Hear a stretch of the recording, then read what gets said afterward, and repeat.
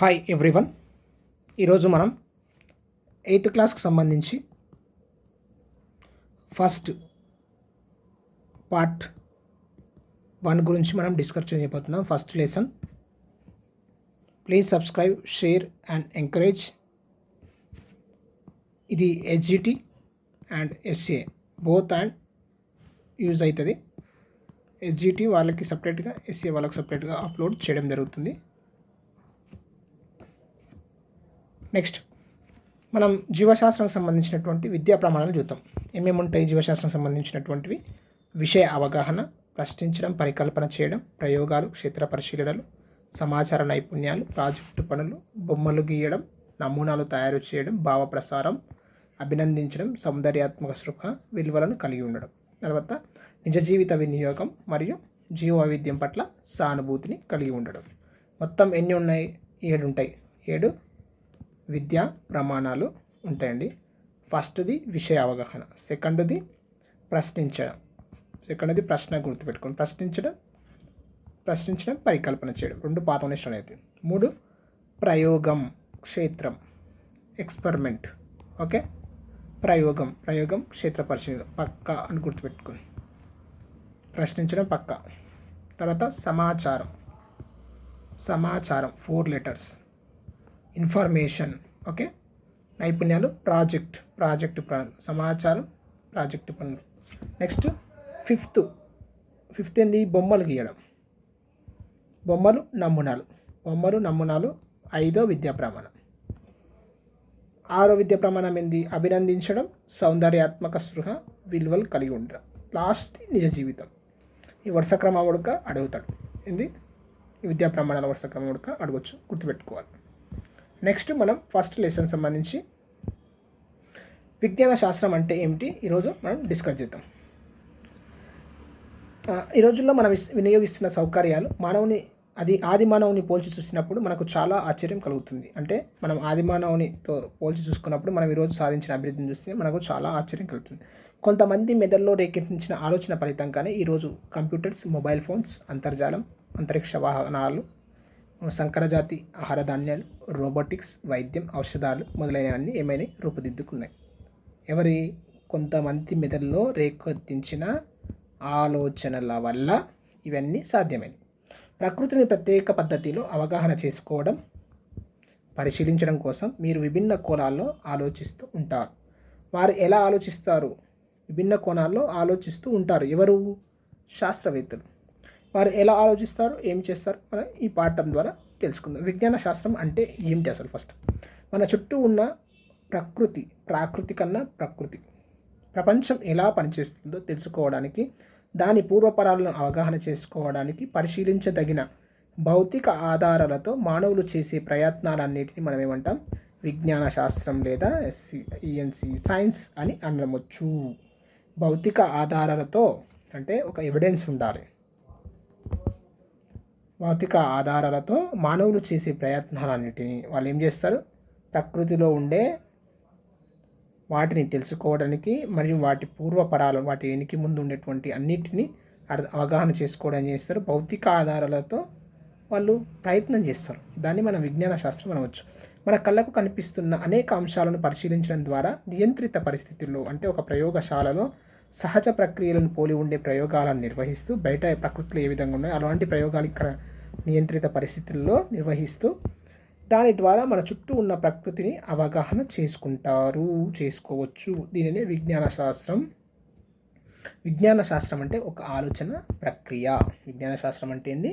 ఒక ఆలోచన ప్రక్రియ. మనం ఎంపిక చేసుకున్న అంశాన్ని ఒక క్రమ పద్ధతిలో పాటిస్తూ ప్రయోగాల ద్వారా నిర్ధారణ చేసుకుంటూ జ్ఞానం పొందడమే మనం విజ్ఞాన శాస్త్రం అంటారు. అంటే ఒక అంశాన్ని తీసుకున్నామండి, ఏదో ఒక అంశం తీసుకున్నాం, దాన్ని ఏం చేస్తాం? ఒక క్రమ పద్ధతిలో ఫస్ట్, సెకండ్, థర్డ్, అంటే ఫస్ట్ ఒకటి చేయాలి, సెకండ్ ఒకటి చేయాలి, థర్డ్ ఒకటి చేయాలి, ఒక క్రమ పద్ధతి పాటిస్తూ ప్రయోగాల ద్వారా, దేటి ద్వారా? ప్రయోగాలు చేసుకుంటూ జ్ఞానం, దానిలో వచ్చినటువంటి ఆ ప్రయోగాల ద్వారా వచ్చినటువంటి జ్ఞానాన్ని పొందడమే మనం విజ్ఞాన శాస్త్రం అని అంటాం. ఓకే, ప్రకృతిలో దాగి ఉన్న రహస్యాలను తెలుసుకోవడానికి ఒక పరికరంలా ఉపయోగపడే నిర్దిష్టమైన మార్గమే.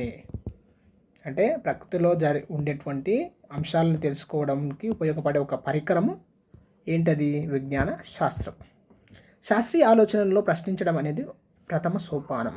అంటే ఫస్ట్ సైన్స్లో ఏంది ప్రశ్నించడం, అది ఎందుకు జరుగుతుంది, అట్లా ఎందుకు జరుగుతుంది, ఇది ఎందుకు జరుగుతుంది అనేది ప్రశ్నించడం చాలా ఇంపార్టెంట్. ప్రశ్నిస్తే ఏమవుతాయి, కొత్త కొత్త ఆలోచనలు వస్తాయి. కొత్త కొత్త ఆలోచనలు వస్తే ఏమవుతుంది, వాటిని గురించి మనం ఆలోచన ప్రారంభిస్తాం. అప్పుడు అనేక దృగ్విషయాలకు సంబంధించిన అనేక అనుమానాలు వస్తాయి. అప్పుడు వాటిని సమస్యలుగా అనుకోవచ్చు. అప్పుడు వచ్చిన అనుమానాలు ఏమంటారు, సమస్యలుగా తీసుకోవచ్చు. ఆ అంశాలను పరిశీలిద్దాం. కొన్ని అట్లాంటివి చూద్దాం. చెట్ల ఆకులు పసుపు రంగుకు మారగానే ఎందుకు రాలిపోతాయి? ఇదొక అనుమానం వచ్చింది, ఒక ఆలోచన వచ్చింది, దాని నుంచి మన అనుమానాలు వచ్చినాయి. డబ్బాలో దాచిన మిఠాయిని చీమలు ఎలా గుర్తిస్తాయి? పగలు, ఇది నగలు కాదు, పగలు సమయంలో నక్షత్రాలు మనకు ఎందుకు చూడలేము? సాంబార్ చెడిపోతుంది, పచ్చళ్ళు చెడిపోవు. రైతులు ఋతువులతో సంబంధం లేకుండా కురిసే వర్షాలు, నివారించలేని వ్యాధులను చూసి ఎందుకు భయపడతారు? వాటిని ఎలా పరిష్కరించబడతాయి? వ్యాధులు ఎలా కలుగుతాయి, వాటిని ఎలా నివారించవచ్చు, ఎలా నయం చేయొచ్చు అనేటువంటి ఇవన్నీ కూడా ఏంటివి, మనకు వచ్చే అనుమానాలు. వాటి సమస్యలు కూడా తీసుకోవచ్చు. మనం వాటిని వచ్చే అనుమానాలనే మనం సమస్యలుగా తీసుకొచ్చి వాటిని ప్రయోగాల ద్వారా సాల్వ్ చేసి దాని గురించి ఒక కొత్త విషయాన్ని, దాన్ని మనం కనుగొనవచ్చు. ఉదాహరణకు వివిధ ఆవరణ వ్యవస్థలో నివసించే జీవజాతులను గురించి, అంటే చెట్ల మీద నివసించే కాకులు, అడవుల్లో తిరిగే పులులు, నీటిలో నివసించే చేపలు, మట్టిలో ఉండే వానపాములు, ఇలా ఎన్నో రకాల జీవుల ప్రవర్తనను పర్యావరణ శాస్త్రవేత్తలు పరిశీలిస్తారు. ఎవరు? పర్యావరణ శాస్త్రవేత్తలు. వాళ్ళని ఏమంటారు? ఎకాలజిస్టులు అంటారు. పర్యావరణ వీటన్నిటిని, జీవులలో ఉండే, అడవిలో ఉండే పులులు, చెట్ల మీద ఉండే కాకులు, నీటిలో ఉండే చేపలు, నేలలో ఉండే, మట్టిలో ఉండే వానపాములు, వీటన్నిటిని జీవుల ప్రవర్తనను అబ్జర్వ్ చేసే, పరిశీలించే శాస్త్రవేత్తలు ఏమంటారు? పర్యావరణ శాస్త్రవేత్తలు లేదా ఎకలాజిస్టులు అని అంటారు. భూమి పొరల నుండి వచ్చే శిలాజాలు, ఖనిజాలను గురించి అధ్యయనం చేసే శాస్త్రవేత్తలు ఏమంటారు? భూగర్భ శాస్త్రవేత్తలు లేదా జియాలజిస్టులు అని అంటారు. ఈ వర్డ్స్ ఇస్తాడండి, ఇంగ్లీష్లోనే ఇస్తాడు, తెలుగులోనే ఇచ్చి ఖనిజాలు లేదా శిలాజాలను అధ్యయనం చేసే శాస్త్రవేత్తలు ఏమంటారు? జతపరచు, మ్యాచ్ ద ఫాలోయింగ్ ఇస్తాడు. వీరిద్దరూ ప్రకృతిలో దాగి ఉన్న క్రమానుగతాలను తెలుసుకునేందుకు ఏం చేస్తారు? కృషి చేస్తారు. ప్రకృతిలో దాక్కునే రహస్యాలను, క్రమానుగత అంటే ఒక వరుస క్రమంలో ఉండే వాటిని, సత్యాలను, వాటిని తెలుసుకోవడానికి ఎవరు? ఈ పర్యావరణ శాస్త్రవేత్తలు మరియు జియోలాజిస్టులు కృషి చేస్తారు. పరిశోధనల ద్వారా అనేక కొత్త విషయాలను కనుక్కుంటూ ప్రజలను ఆశ్చర్యపరుస్తారు. ఆకాశంలో మిలమిల మెరిసే నక్షత్రాలు, గ్రహాలు, గెలాక్సీలు ఛాయాచిత్రాలను తీసి పరిశీలించే ఖగోళ భౌతిక శాస్త్రవేత్తలు ఆస్ట్రోఫిజియాలిస్ట్. ఖగోళ భౌతిక శాస్త్రవేత్తలు వాతావరణంలోకి బెలూన్లను పంపి, ఎవరు? ఖగోళ భౌతిక శాస్త్రవేత్తలు అండి. వాతావరణంలోనికి బెలూన్లను పంపి వర్షాలు, మేఘాల సమాచారాన్ని వివరించే వాతావరణ శాస్త్రవేత్తలు వీళ్ళు ఏం చేస్తారు?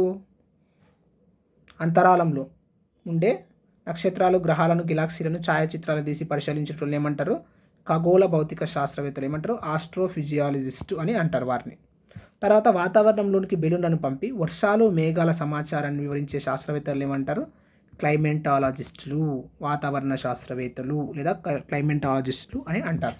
నిరంతరం పరిశోధనలు ఎలాంటి ఫలితాలు చిట్ట చివరికి వస్తాయో చూడడానికి వివిధ ఉష్ణోగ్రతల వద్ద రసాయన చర్యల వేగాలను పరిశీలించే వారిని ఏమంటారు? రసాయన శాస్త్రవేత్తలు, కెమిస్ట్రీస్ అని అంటారు. వృత్తాకార మార్గంలో చలించే అణువులు, వాటిలోని వేగాలను కొలిచే అనుభౌతిక శాస్త్రవేత్తలు, న్యూక్లియో ఫిజిస్ట్ అని అంటారు వారిని. ఓకే. వివిధ ఉద్దీపనకు లోనయ్యే కణజాల ప్రతిచర్యలను పరిశీలించే వారిని ఏమంటారు? జీవశాస్త్రవేత్తలు లేదా బయాలజిస్ట్ అని అంటారు. ఇక్కడ మనం వారికి సంబంధించిన వాటిని ఏమంటారు అంటే ఒక అంశం దానికి సంబంధించిన వారిని ఏమంటాం. ఇక్కడ ఎవరెవరు వచ్చిండ్రు? ఎకలాజిస్టులు వచ్చిర్రు, పర్యావరణ శాస్త్రవేత్తలు, జియాలజిస్టులు, భూగర్భ శాస్త్రవేత్తలు, ఆస్ట్రోఫిజిస్టు, ఖగోళ భౌతిక శాస్త్రవేత్తలు, తర్వాత క్లైమెంటాలజిస్టులు, వాతావరణ శాస్త్రవేత్తలు, కెమిస్ట్రీ సైంటిస్టు అంటే కెమిస్ట్రీ రసాయన శాస్త్రవేత్తలు, తర్వాత న్యూక్లియర్ ఫిజిక్స్ అనుభౌతిక శాస్త్రవేత్తలు, తర్వాత బయాలజిస్ట్ జీవశాస్త్రవేత్తలు. ఇవన్నీ గుర్తుపెట్టుకోవాలి. మ్యాచ్ ద ఫాలోయింగ్ ఇస్తాడు. ఒక క్రమ పద్ధతిలో ఎన్నో రకాలుగా ప్రయోగాలు చేస్తుంటారు. ఒక పరిశోధకుడు రోగాలకు కారణాలను అన్వేషిస్తే మరొక పరిశోధకుడు దానికి నివారించే మందులు. ఒక సైంటిస్ట్ ఏం చేస్తాడంటే రోగాలు ఎట్లా వచ్చినాయి అనేటువంటిది పరిశోధన చేస్తుంటాడు. ఇంకో సైంటిస్ట్ ఏం చేస్తాడు? ఆ రోగాలకు మందులు కనిపెడతాడు. ఇంకో శాస్త్రవేత్త ఏం చేస్తాడు? ఈ రోగాలను నయం చేసేటువంటి పరికరాలు. ఇప్పుడు మందులు ఉన్నాయి, వ్యాధి తెలిసింది, మందు ఉంది, కానీ పరికరాలు కూడా కావాలి కదా. ఇప్పుడు ఫర్ ఎగ్జాంపుల్ బ్లడ్ టెస్ట్ చేయాలంటే కొన్ని పరికరాలు కావాలి, శస్త్రచికిత్స చేయాలంటే కొన్ని పరికరాలు కావాలి, తర్వాత ఎంఆర్ఐ లేకపోతే సిటీ స్కానింగ్ ఇట్లాంటి యంత్రాలను కనుగొంటారు ఒక్కొక్క శాస్త్రవేత్త. అందరూ ఒకే దాని మీద చేయరు, ఒక్కొక్కరు ఒక్కొక్క దాని మీద పరిశోధనలు చేస్తూ ఉంటారు. శాస్త్రవేత్తలు ఒకరి పరిశోధన ఫలితాలను ఆధారంగా చేసుకొని ఈయన పరిశోధనలు ఏం చేస్తాయి, మందులు కనిపెట్టడానికి ఈయనకు ఉపయోగపడతాయి. దాంతోపాటు ఇద్దరి పరిశోధనలు ఒక యంత్రం, ఆ వ్యాధి చేయడానికి ఆపరేషన్ చేయడానికి కావాల్సిన యంత్రం పనిచేయడానికి ఉపయోగపడతాయి. ఈ విధంగా ఒకరి పరిశోధన మరొకరు నూతన అంశాలను కనుగొన్నారన్నమాట. అంటే ఒకరి పరిశోధన మరొకరికి ఉపయోగపడుతూ నూతన అంశాలను కనుగొంటారు. పైన తెలిపిన ఉదాహరణలు శాస్త్రీయంగా పరిశీలించడమే కాక అబ్జర్వేషనల్ సైన్సే కాకుండా ఎక్స్పెరిమెంటల్ సైన్స్ ప్రయోగాత్మకంగా నిర్ధారించుకోవడం కూడా ఉంటుంది. అంటే వాళ్ళు జస్ట్ అబ్జర్వ్ చేయడమే కాదు, ఏం చేస్తారు, ప్రయోగాత్మకంగా కూడా చేస్తారు. ల్యాబ్లా తెల్లకోటు ధరించి ప్రయోగశాలలో శాస్త్రవేత్తలు చేసే పరిశోధనలు ప్రజలకు ఎన్నో రకాలుగా ఉపయోగపడతాయి. ప్రకృతి ఎలా పనిచేస్తుంది, తర్వాత పనిచేస్తుందో తెలుసుకునే క్రమంలో శాస్త్రవేత్తలు ప్రకృతిని పరిశీలించడం, పరిశీలనలను నమోదు చేయడం, వాటిని విశ్లేషించడం ద్వారా ప్రకృతి నియమాలను విపులంగా అర్థం చేసుకోవడంలో ఒక క్రమ పద్ధతిని పాటిస్తారు. ప్రకృతిని మరింత మెరుగ్గా అర్థవంతంగా వివరించడానికి గతంలో కనుగొన్న సూత్రాలు, సిద్ధాంతాలు వంటి పాత భావనలకు బదులుగా కొత్త భావనను ఆవిష్కరించడం శాస్త్రవేత్తల యొక్క ప్రధాన లక్ష్యం. ఏం చేస్తారు, ప్రకృతిని మరింత మెరుగ్గా అర్థవంతంగా వివరించడానికి గతంలో కనుగొన్న సూత్రాలు, సిద్ధాంతాలు ఉంటాయి కదా, ఇంతకుముందు కనుగొని వేరే శాస్త్రం, పాత భావనలకు బదులుగా ఏం చేస్తారు, కొత్త భావనను శాస్త్రవేత్తలు ఆవిష్కరిస్తారు. విధంగా ప్రకృతిలో జరిగే ప్రయోగాలు చేస్తూ ఏం చేస్తారు, పాత వాటిని పునఃపరిశీలిస్తారు, వాటిని ఆధారంగా చేసుకొని కూడా కొత్త భావనలు రూపొందిస్తారు. అవే ప్రయోగం అని మనం చెప్పవచ్చు. శాస్త్రం అనే పదం సైన్సియా అనే లాటిన్ పదం నుంచి వచ్చింది. సైన్స్ అనేటువంటిది మూడు లెటర్స్ అండి, లాటిన్ అనేటువంటిది 3 లెటర్స్, ఇట్లా గుర్తుపెట్టుకోండి. లాటిన్ పదం నుండి వచ్చింది. సైన్సియా అంటే మనం మళ్ళా సూక్ష్మజీవ శాస్త్రం, సూక్ష్మ అంటే సూక్ష్మజీవులు, బయోస్, లాగోస్ అనే పదాలు ఉంటాయి, అవేంటివి గ్రీక్ వర్డ్స్. సైన్సియా అనేటువంటిది ఏంది, లాటిన్ వర్డ్, గుర్తుపెట్టుకోండి. ఓకే, మైక్రోస్, బయోస్, లాగోస్ అనేటువంటివి గ్రీక్ వర్డ్స్, సైన్సియా అనేటువంటిది లాటిన్ వర్డ్. ఓకే, సైన్సియా అంటే జ్ఞానం, అంటే జ్ఞానాన్ని సమపార్జన చేసే విధానాన్ని తెలిపేది అని అర్థం. ప్రకృతి దిగ్విషయాలను వివరించడానికి పరిశీలనలు, ప్రయోగాలను శాస్త్రవేత్తలు ఉపయోగించుకుంటారని తెలుసుకున్నాం కదా. అంటే ప్రకృతిలోని అనేక విషయాలను వివరించడానికి వాళ్ళు చేసిన పరిశీలనలు మరియు ప్రయోగాలను ఏం చేస్తారు, శాస్త్రవేత్తలు ఉపయోగించుకుంటారు. ఈ విధానం ద్వారా క్రమబద్ధీకరించిన జ్ఞానాన్ని రూపొందించిన వ్యక్తులకు అంటే శాస్త్రవేత్తలకు సంబంధించిన సమాచారాన్ని కూడా విజ్ఞాన శాస్త్రం తెలియజేస్తుంది. వారికి సంబంధించిన సమాచారం కూడా ఏం చేస్తుంది, విజ్ఞాన శాస్త్రం తెలుస్తుంది. అంటే ఆ శాస్త్రవేత్తలకు సంబంధించిన దాన్ని కూడా. తరచూ మనం సైన్స్ అనే పదాన్ని అధ్యయనానికి లేదా దాని ద్వారా పొందిన జ్ఞానాన్ని వివరించడానికి వాడుకుంటాం. అయితే సైన్స్ ఎందుకో తెలుసుకునేందుకు ప్రయత్నం, సైన్స్ ఎందుకు అవసరమో మనం ఇప్పుడు తెలుసుకుందాం. ఓకే, శాస్త్రవేత్తలు ప్రయోగాలు చేస్తూ ఉంటారు. ఇలా ఎందుకు చేస్తారు, వారు చేస్తున్నది ఏమిటంటే కొత్త ఆలోచనలను పరీక్షించుకోవడానికి ప్రయత్నించడం. ఇప్పుడు నాకు ఒక ఆలోచన వచ్చిందండి, ఆ ఆలోచన కరెక్టా కాదని తెలుసుకోవడానికి కోసం, దాన్ని పరీక్షించడం కోసం ఏం చేస్తాం, ప్రయోగాలు చేస్తాం. లేదా పాత భావనను తోసిపుచ్చడం, లేదు ఇంతకుముందు ఒక శాస్త్రవేత్త కనిపెట్టిండు ఒక భావన, అది కరెక్టా కాదని కూడా తెలుసుకోవడం, అది తప్పైతే అది తప్పని చెప్పడం, దాన్ని తోసిపుచ్చడం ద్వారా కొత్త విషయాలను కనుగొనడానికి కృషి చేయడం. ఆ పాత భావనల్ని తప్పని చెప్పి వాటి నుంచి కొత్త విషయాలను కూడా కనుగొనడానికి కృషి చేస్తారు. దీనివల్ల శాస్త్రవేత్తలు విజ్ఞాన శాస్త్ర చరిత్రలో స్థానం సంపాదించిన వారవుతారు. విజ్ఞాన శాస్త్ర చరిత్రలో వారికి ఒక స్థానం ఉంటుంది. అంటే పాత భావనలు ఎవరు కనిపెట్టని ఒక పాత సూత్రం నుంచి, ఒక పాత భావన నుంచి కొత్త దాన్ని తీసుకొచ్చిందంటే అది ఉడక ఒకటి కనుగొన్నట్టే. తర్వాత అతనికి వచ్చిన ఆలోచనను పరీక్షిస్తూ ప్రయోగం చేస్తూ కొత్త భావన తీసుకొచ్చిన అనుకో, అది ఉడక ఒక కొత్త దాన్ని కనుక్కున్నట్టు. ఆ విధంగా వాళ్ళు ఏం చేస్తారు, ఆ శాస్త్రవేత్త కనుగొన్నది అది ఉన్నంత రోజులు ఆ శాస్త్రవేత్త ఉడక చరిత్రలో ఉండిపోతాడు. ఇలా కనుగొన్న నూతన భావనలు మన ఆలోచన విధానాన్ని ఏం చేస్తాయి, మార్చివేస్తాయి. అంతకుముందుకు ఉన్న ఆలోచన ఏం చేస్తాయి, ఒకటి కనుగొన్నాడు ఇంతకుముందు శాస్త్రవేత్త, మన ఆలోచన దీని గురించే ఉంటుంది. కానీ ఇప్పుడు కొత్తది కనుక్కున్నాక ఏమవుతుంది, మన ఆలోచన ఏమవుతుంది, మార్పు వస్తుంది. అట్లా మనం ప్రకృతిని గురించి ఆలోచించే విధానాన్ని, కొత్త విషయాలను శాస్త్రవేత్తలు కనుగొనడం ద్వారా ప్రఖ్యాతి పొందుతారు. ప్రకృతిని గురించి ఆలోచించే విధానాన్ని, కొత్త విషయాలను శాస్త్రవేత్తలు కనుగొనడం ద్వారా ఏం చేస్తారు, ప్రఖ్యాతి పొందుతారంటే వాళ్ళకు పేరు ప్రఖ్యాతులు వస్తాయి ప్రపంచవ్యాప్తంగా. ఆ కనుగొనడం ఒక కొత్త డైనోసార్స్ జాతి కావచ్చు, అంటే చనిపోయిన డైనోసార్స్ అలాంటి జాతులు కావచ్చు, లేదా పరమాణు బంధాలు కావచ్చు, ఒక అణువులో ఉండే సంబంధాలు, రసాయన బంధాలు, సిగ్మా బంధాలు అలాంటివి ఆ బంధాలు కావచ్చు. చాలామంది శాస్త్రవేత్తలు ఇంతకుముందు తెలియని సత్యాన్ని కనుగొన్నప్పుడు లేదా సమస్యను పరిష్కరించినప్పుడు, గత ఆలోచనలు మెరుగుపరిచినప్పుడు అత్యంత సంతోషాన్ని పొందుతారు.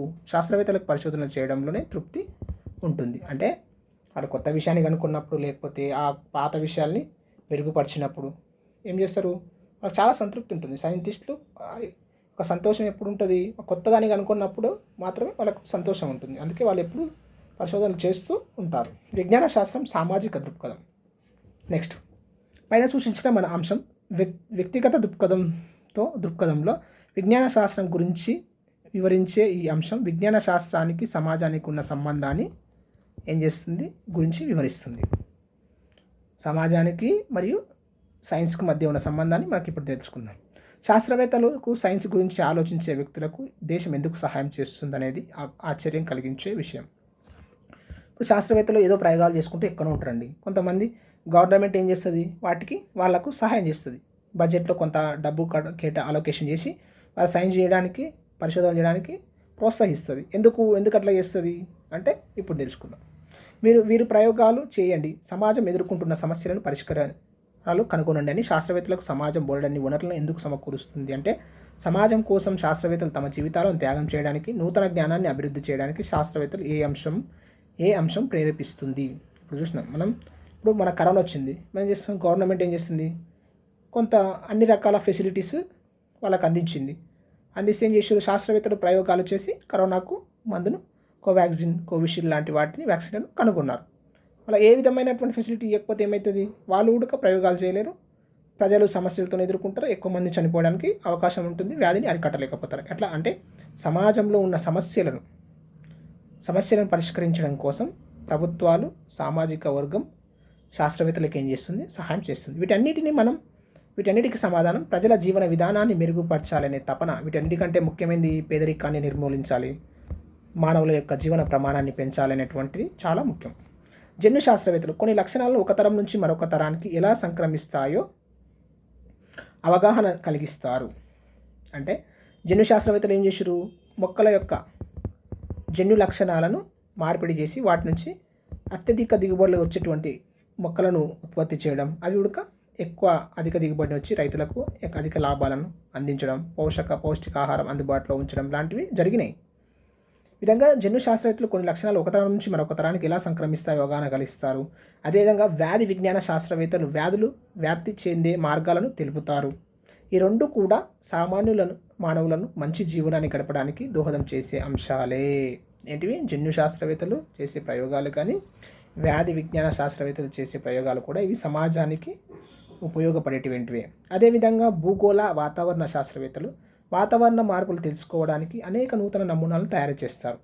భూకంపాలు, కొండచర్యలు విరిగిపడటాన్ని, అగ్నిపర్వత విస్ఫోటనం గురించి పరిశీలించడం ద్వారా శతాబ్దాలుగా మానవులు ఎదుర్కొంటున్నటువంటి సమస్యలను పరిష్కారాలు కనుగొంటూ సమాజ సేవ చేస్తారు.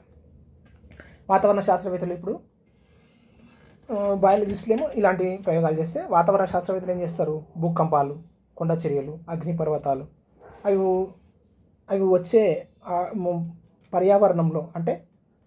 పర్యావరణంలో వాతావరణంలో జరిగే మార్పులను ముందుగానే గమనిస్తూ వాటిని అంచనా వేస్తూ మనకు ముందస్తుగా అలర్ట్ చేయడం, మనం ఆ ప్రాంతాల నుంచి దూర ప్రాంతాలకు వెళ్ళి మన ప్రాణాలను కాపాడుకోవడం, జంతువులను కాపాడడం, మానవులు ఒక ప్రాంతం నుంచి ఇంకో ప్రాంతానికి వెళ్ళడం, అట్లా మనం చూస్తుంటాం. వర్షం వచ్చేటప్పుడు 2 days 3 days బిఫోర్ మనల్ని అలర్ట్ చేస్తారు. అట్లా ఇది ఎక్కడి నుంచి వస్తాయి ఈ సమాచారం అంటే, భూగోళ వాతావరణ శాస్త్రవేత్తలు వాళ్ళు చేసిన ప్రయోగాలు, వాళ్ళు చేసినటువంటి ఎక్స్పీరియన్స్ ద్వారా ప్రజలకు విషయాలు అందిస్తే ప్రజలు ఆ విషయాన్ని తెలుసుకొని మనం ఏం చేస్తాం అలర్ట్ అవుతాం. సమస్యల నుంచి తప్పించుకుంటాం. ప్రజల జీవితాల గురించి ఆలోచించి వారికి తగిన సహకారాన్ని అందించడం ప్రజాస్వామ్య సమాజం యొక్క బాధ్యత. అది ప్రతి ఒక్కరి బాధ్యత, అందులో ప్రయోగ శాస్త్రవేత్తల యొక్క బాధ్యత కూడా ఉంది. రెండో యథార్థ సమాధానం ఏమిటంటే ప్రజలు ఆర్థిక స్థితిగతులను అభివృద్ధి చేయడం. ప్రజల యొక్క వారి ఆర్థిక స్థితిగతులను ఏం చేయాలి? మెరుగుపరచడం. దీనికోసం చాలామంది శాస్త్రవేత్తలు ప్రకృతి వనరులైన పెట్రోలియం, ఖనిజాలను కనుగొనడం లేదా పునరుత్పత్తి చేయడంలో సరైన సమర్థవంతమైన మార్గాలను అన్వేషించడం. పెట్రోలియం, ఖనిజాలు ఇవన్నీ ఏంటి వెలికి తీస్తే ఏమవుతుంది? దానివల్ల ఏమవుతుంది? ప్రభుత్వానికి అధిక ఆదాయం వస్తుంది. ప్రభుత్వానికి అధిక ఆదాయం వచ్చినప్పుడు ఏం చేస్తుంది? ప్రభుత్వం ప్రజల సంక్షేమం కోసం ఆ డబ్బును ఉపయోగిస్తుంది. దాని ద్వారా ఏమవుతాయి? ప్రజల యొక్క ఆర్థిక స్థితిగతులు మెరుగుపడతాయి. సమర్థవంతమైనటువంటి మార్గాలకు అన్వేషించడం. వృక్ష శాస్త్రవేత్తలు ఎక్కువ దిగుబడినిచ్చే పండ్ల మొక్కలను కనుగొనడం ద్వారా తక్కువ ధరల్లో ప్రజలందరికీ పౌష్టికాహారం అందుబాటులో ఉంటుంది. ఆరోగ్యమైన సమాజం ఏర్పడుతుంది. అధిక దిగుబడులు వచ్చే పంట మొక్కలను ఈరోజు తయారు చేసారు కదా చాలా. 1916 లోపల ఆహార పదార్థాలే లోటు ఉండే. ఈరోజు ఏం చేస్తున్నాం మనం? ఆహార మిగులుతో పాటు మనం ఇతర దేశాలకు కూడా ఆహార ధాన్యాలను ఎగుమతి చేసే స్థాయికి ఈరోజు మనం ఎదగగలిగాం. దాంతోపాటు ప్రజలందరికీ ఈరోజు ఏం చేస్తున్నాం? ఉచితంగా ఆహార ధాన్యాల్ని పౌర సరఫరాల శాఖ ద్వారా మనం ఏం చేస్తున్నాం? అందించగలుగుతున్నాం. సాంకేతిక పరిజ్ఞానాన్ని ఉపయోగించి రసాయన శాస్త్రవేత్తలు కొత్త రసాయన పదార్థాలను అభివృద్ధి చేస్తారు. అలాగే భౌతిక శాస్త్రవేత్తలు అతివాహకత, సూపర్ కండక్టివ్ వంటి కొత్త విషయాలను ఆవిష్కరిస్తారు. వీటన్నిటి వలన సమాజంలో ఆర్థిక పరిపుష్టి జరుగుతుంది. ఆధునిక ప్రపంచంలో ఒక సమాజం యొక్క ఎదుగుదల ఆర్థిక పోటీపైననే ఆధారపడి ఉంటుంది. కాబట్టి విజ్ఞాన శాస్త్ర అభివృద్ధి అంటే భవిష్యత్తుకు కావాల్సినటువంటి ఆర్థిక వనరులను పెంపొందించేందుకు పెట్టుబడి పెట్టడమే. అంటే ఏం చేస్తున్నాం మనం? ఈ విజ్ఞాన శాస్త్రం అభివృద్ధి చేస్తున్నాం అంటే ఏం చేస్తున్నాం? భవిష్యత్తుకు కావాల్సినటువంటి ఆర్థిక వనరులను పెంపొందించడం అంటే మన ఆదాయాన్ని పెంచుకోవడానికి మనం ఈరోజే పెట్టుబడి పెడుతున్నామని అర్థం. విజ్ఞాన శాస్త్రం యొక్క మార్పు. శాస్త్రవేత్తలు నిరంతరం కొత్త పరిశోధనలు చేసి నూతన విషయాలు, సిద్ధాంతాలు కనుగొంటారు. కాబట్టి సైన్స్ ద్వారా ఏర్పడ్డ జ్ఞానం నిరంతరంగా మార్పు చెందుతూ ఉంటుంది. పరిశోధనలు చేసి విషయాలు, కొత్త సిద్ధాంతాలు కనుగొంటారు. సైన్స్ ద్వారా ఆ జ్ఞానం నిరంతరం అట్లే ఉండదు, కాన్స్టెంట్గా స్థిరంగా ఉండదు, అది మార్పు చెందుతుంది. అటువంటి మార్పుల వలన ప్రకృతిని అవగాహన చేసుకునే క్రమంలో ముందడుగు వేస్తాం. ఇది సాధించాలంటే ప్రస్తుతం మనకున్న ఆలోచనలు సరైనవా కావా తెలుసుకునేందుకు తరచూ ప్రశ్నించుకుంటూ ఉండాలి. పరిశోధన ఫలితంగా సిద్ధాంతాలు వస్తాయి, పోతాయి, కాలానుగుణంగా మార్పు చెందుతాయి. పాత ఆలోచనలు ప్రశ్నించినప్పుడు ఏమైతాయి? కొత్త నిదర్శనాలు, కొత్త ఆలోచనలు, కొత్త నియమాలు అనేటువంటివి కనుగొనబడతాయి. కార్ల్ పాపర్ మాటల్లో చెప్పాలంటే సరిదిద్దబడ్డ తప్పుల చరిత్రయే సైన్స్. సరిదిద్దబడ్డ తప్పుల చరిత్రనే సైన్స్ అని ఎవరన్నారు?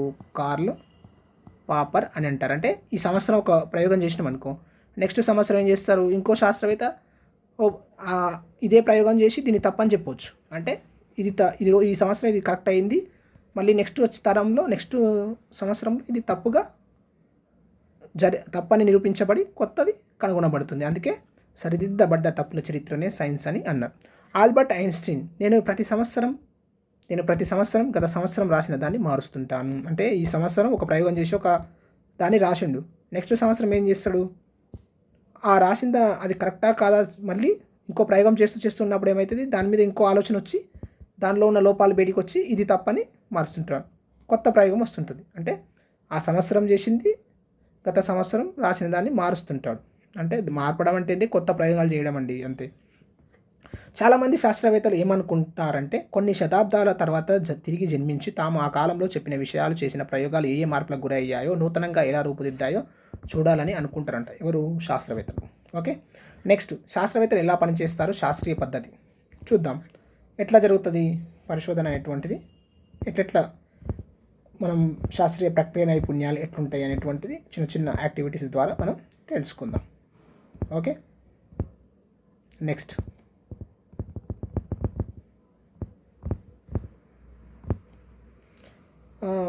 శాస్త్రవేత్తలను గుర్తించిన సమస్యలను, ప్రశ్నలను ఎలా సమాధానాలు ఇస్తారు, పరిష్కరిస్తారు? ఇక్కడ చూడండి ఇంకొకటి. శాస్త్రవేత్తలు ప్రకృతి సూత్రాలను పరిశీలిస్తారు, దానిలోని రహస్యాలను కనుగొంటారు. ఈ పరిశోధనలు, ఆవిష్కరణలపై ఆధారపడి చాలా రకాల నూతన విషయాలు, నవకల్పనలను రూపుదాల్చుకుంటాయి. అంటే కొత్త సూత్రాలు, కొత్త కల్పనలు రూపుదాల్చుకుంటాయి. ఈ నూతన విషయాల కొరకు శాస్త్రవేత్తలు ఒక ప్రత్యేక పద్ధతిని అవలంబిస్తారు. వీరు అనుసరించిన ఈ పద్ధతినే ఏమంటారు? సైంటిఫిక్ మెథడ్, శాస్త్రీయ పద్ధతి అని అంటారు. ఆ పద్ధతిని అనుసరిస్తారు, ఈ శాస్త్రీయ పద్ధతిని అనుసరిస్తారు. శాస్త్రీయ పద్ధతి ఏందో ఇప్పుడు చూద్దాం. శాస్త్రవేత్తలు గుర్తించిన సమస్యకు ప్రశ్నలకు ఎలా సమాధానాలు ఇస్తారు, పరిష్కరిస్తారు. వారు కొన్ని క్రమ పద్ధతులను వినియోగిస్తారు. దీన్ని శాస్త్రీయ పద్ధతి అని అంటాం.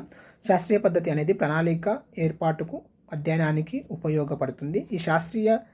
వీరు శాస్త్రీయ ప్రక్రియ నైపుణ్యాలు, సైంటిఫిక్ ప్రాసెస్ స్కిల్స్ వినియోగిస్తారు. దాన్నే మనం శాస్త్రీయ ప్రక్రియ నైపుణ్యాలను శాస్త్రీయ పద్ధతి కోసం శాస్త్రీయ ప్రక్రియ నైపుణ్యాలను ఉపయోగిస్తారు. నైపుణ్యాలు సమాచారాన్ని సేకరించడం, తర్వాత నిర్వహణ. ఫస్ట్ సమాచారాన్ని ఒక ప్రయోగం చేయాలంటే ఏం చేయాలి? ఫస్ట్ సమాచారాన్ని సేకరించాలి, తర్వాత నిర్వహణ, దానికి సంబంధించినటువంటి నిర్వహణ ఏర్పాటు చేసుకోవాలి, తర్వాత విశ్లేషించాలి, తర్వాత వ్యక్తీకరణ వంటివి చేయడానికి దోహదపడతాయి. శాస్త్రీయ పద్ధతిలో పరిశీలన, ప్రశ్నించడం ఇవి కొన్ని రకమైన శాస్త్రీయ ప్రక్రియ నైపుణ్యాలు. ఇంకా శాస్త్రీయ పద్ధతిలో ఉన్నటువంటి చూడండి. ఇప్పుడు ఫస్ట్ ఏంటి? పరిశీలన, తర్వాత ప్రశ్నించడం. ఫస్ట్ పరిశీలించాలి దేన్నైనా, తర్వాత ప్రశ్నించడం, ప్రశ్నలు వేసుకోవాలి. తర్వాత సెకండ్ ఏంది? పరికల్పనను రూపొందించడం. అంటే ఇది ఇట్లా చేస్తే బాగుండు, ఇట్లుంటుందేమో అట్లుంటుందేమో అని ఒక ఊహ పరికల్పన అని అంటాం. తర్వాత ప్రయోగం, ఎట్లా చేయాలి ప్రయోగం అనేటువంటిది ఒక ప్రణాళిక రాసుకోవాలి. తర్వాత ప్రయోగం చేయాలి, ప్రయోగం నిర్వహణ అంటేనే ప్రయోగం చేయడం. తర్వాత ప్రయోగం కోసం ప్రణాళిక, నిర్వహించడం. తర్వాత ఒక నిర్ధారణకు రావాలి, ప్రయోగం చేసిన తర్వాత ఇది అని ఉంటుంది. తర్వాత ఫలితాలు ప్రదర్శించాలి. ఇది శాస్త్రీయ పద్ధతిలో జరిగేటువంటి విధానం. ఇవన్నీ సోపానాలు, అంటే ఒకదాని తర్వాత ఒకటి చేసుకుంటూ వెళ్ళడం. ఫస్ట్ పరిశీలన, తర్వాత ప్రశ్నించడం, తర్వాత పరికల్పన తర్వాత ఏం చేయాలి? ప్రణాళిక, ప్రయోగం కోసం ప్రణాళిక, ప్రయోగం తర్వాత ప్రయోగాన్ని చేయాలి, ప్రణాళిక రాసుకున్నాక ఏం చేస్తాం? దాన్ని చేసి చూస్తాం. తర్వాత ఒక నిర్ధారణకు వస్తాం, ఏమైంది అనేటువంటిది. తర్వాత వచ్చిందని చెప్తాం, దాన్ని ఫలితం అని చెప్తాం. ఇప్పుడు చూద్దాం. అరవింద్ అనే ప్రయోగ నిర్వహణకు శాస్త్రీయ పద్ధతిని ఉపయోగించి తన ప్రశ్నలకు సమాధానం కనుగొన్నాడు. ఎవరు? అరవింద్. ఏం చేసిన అతను? పరిశీలన, ప్రశ్న అడగడం. ఫస్ట్ పరిశీలన కోసం మీ జ్ఞానేంద్రియాలను వినియోగించుకోవాలి. ఫస్ట్ మనం ఏం చేయాలి? కళ్ళు చేతులను చూసి ఉపయోగించుకుంటూ మనం ఏం చేయాలి? పరిశీలన చేయాలి, ప్రశ్న అడగడం. తర్వాత మీరు సమాధానం తెలుసుకోవాలనుకుంటున్న ఏదైనా ఒక ప్రశ్నను రాసుకోవాలి. ప్రశ్నకు సంబంధించి ఇప్పటికే మీరు ఏం తెలుసుకున్నారో రాసుకోండి. మీకు ఏ ఇతర సమాచారం అవసరం నిర్ణయించుకోండి. మీకు నిర్ణయించుకున్న అంశం గురించి ఎక్కువ సమాచారం కోసం ఏం చేయాలి? రీసెర్చ్ చేయాలి. ఇట్లా ఫస్ట్ది ఇట్లా జరుగుతుంది. అన్ని జస్ట్ ఇట్లా చూసుకుంటూ పోదామంటే పరికల్పనను రూపొందించడం. మీ ప్రశ్నకు అవకాశం ఉన్న అన్ని సమాధానం లేదా పరికల్పన రాసుకోండి. అంటే పరీక్షించడానికి వీలయ్యే సాధ్యమయ్యే సమాధానాన్ని మనం ఏమంటాం? హైపోథెసిస్. అంటే ఫర్ ఎగ్జాంపుల్ ఇక్కడ ఎగ్జాంపుల్స్ ఇచ్చింది చూడండి. విత్తనాలు మొలకెత్తడానికి ఏ నేల మెరుగైనది? రకరకాల నేలల గురించి మరికొన్ని విషయాలను తెలుసుకోవడం. ఫస్ట్ విత్తనాలు మొలకెత్తడానికి ఏ నేల మెరుగైంది అనేటువంటిది అది ఫస్ట్ పరిశీలన. పరికల్పన, తోట నేలలో చిక్కుడు గింజలు బాగా మొలకెత్తుతాయని అతడు ఏం చేసిండు? ఒక పరికల్పన ఊహించిండు. తోట నేల అనుకున్నాడు, ఎందుకంటే తోటలో ఎక్కువ చెట్లు బాగుంటాయి కదా, అనుకున్నాడు. తోట నేల మంచిది అనుకున్నాడు. ఒక హైపోథెసిస్, ఒక ఊహ. నెక్స్ట్ ప్రయోగం కోసం ప్రణాళిక. ఎట్లా చేయాలి ప్రయోగం అనేది ఒక ప్లాన్ రాసుకున్నాడు. చరరాశులను నియంత్రిస్తూ మీ పరికల్పన. చరరాశులు, స్థిరరాశులు అనేటువంటివి ఉంటాయండి. చరరాశులు స్థిరరాశులు అనేటువంటివి చెప్తా.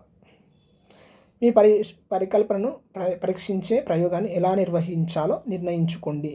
పరిశోధన ఫలితాన్ని ప్రభావితం చేసే కారకాలను చరరాశులు అంటారు. నా ప్రయోగంలో కాంతి, నీరు స్థిరరాశులు. కాంతి, వాటర్, H2O ఇవేంటివి? స్థిరరాశులు. ఇసుక, బంకమట్టి, తోటమట్టి 3 రకాల నేలలు మార్చుకోగలిగిన చరరాశులు. ఇసుక కానీ, బంకమట్టి కానీ, తోటమట్టి కానీ ఇవేంటివి? చరరాశులు. అంటే వీటిని మార్చుకునే వాటిని చర అంటారు, మార్చుకోలేని వాటిని స్థిర అంటారు. కాంతిని మనం మారుస్తాం, కాంతి ఎంత పడేది అంతే పడుతుంది. నీరు మనం పోస్తే మారుతుంది కానీ నీరు కాకపోతే నేచురల్గా ప్రకృతిలో నీరు ఎంత ఇయ్యాలో అంతే అందుతుంది. వీటిని స్థిర అంటాం, వీటిని చర అంటాం. మరి పరీక్షించడానికి అనుసరించే సోపానాలను రాసుకోవాలి. ఇప్పుడు మనం ప్లాన్ చేస్తున్నాం ఎట్లా చేయాలి ప్రయోగం అనేది, అవి రాసుకోవాలి. మనకేమేమో పరికరాలు అవసరమో జాబితా రాసుకోవాలి. సమాచారాన్ని ఎలా సేకరించాలి, ఎలా నమోదు చేయాలి నిర్ణయించుకోవాలి. దానికి సంబంధించి మొత్తం ఇప్పుడు ఇసుక మట్టి, బంకమట్టి, తోటమట్టి ఇలా 3 వేరు వేరు నేలలను ఒకే రకమైన విత్తనాలు నాటుతాను. ప్రతి కుండీలో ఒకే రకమైన నీరు, కాంతిని పోస్తాను. ఇవి స్థిరం. అంటే నీరెంత ప్రతి కుండీలో ఇప్పుడు 3 కుండీలు తీసుకున్నాడు. సేమ్ నీరు పోసిండు అన్నిటికీ. సేమ్ కాంతి బయట పెట్టిండు. సేమ్ కాంతి అందుతుంది. నేను నీరు, కాంతి వంటి చరాశులను నియంత్రిస్తాను. నీరు, కాంతిని అందిస్తాను కనుక నేను నీరు, కాంతి వంటి చరరాశులను నియంత్రిస్తాను. అంటే ఎంత ఉన్నదో అంత మనం అంతే పోస్తున్నాం. ఎక్కువ మార్చలేం చేయలేము కాబట్టి నియంత్రించగలుగుతున్నామని చెప్పి. తర్వాత ప్రయోగ నిర్వహణ. రాసుకున్న సోపానాలని మనం రాసుకున్నాం కదా, ఎట్లా చేయాలని అన్నీ చేసుకుంటూ పోవాలి. కొలతలు నమోదు చేయాలి, ఏమేమి వాల్యూస్ వస్తాయి, సమాచారాన్ని క్రమపద్ధతిలో ఉంచాలి, జాగ్రత్తలు అధ్యయనం చేయడానికి వీలు కలుగుతుంది. అంటే విత్తనాల నుండి వచ్చిన మొక్కల పొడవును మొలుస్తాయి కదా, నాటింది కదా కుండీలా, మొలకల పొడవులను ప్రతి 3 రోజులకు ఒకసారి 3 డేస్కి ఒకసారి రాసుకోవాలి ఎంత పెరిగినాయి అనేటువంటి. ప్రతి మొక్క 21 రోజుల్లో ఎదిగిన పొడవులను ఆధారంగా ఒక బార్ గ్రాఫ్, ఫస్ట్ ఏ దాంట్లో, బి దాంట్లో, సి దాంట్లో ఎలా ఎక్కువ పెరిగింది అనేటువంటి ఒక బార్ గ్రాఫ్ గీయాలి.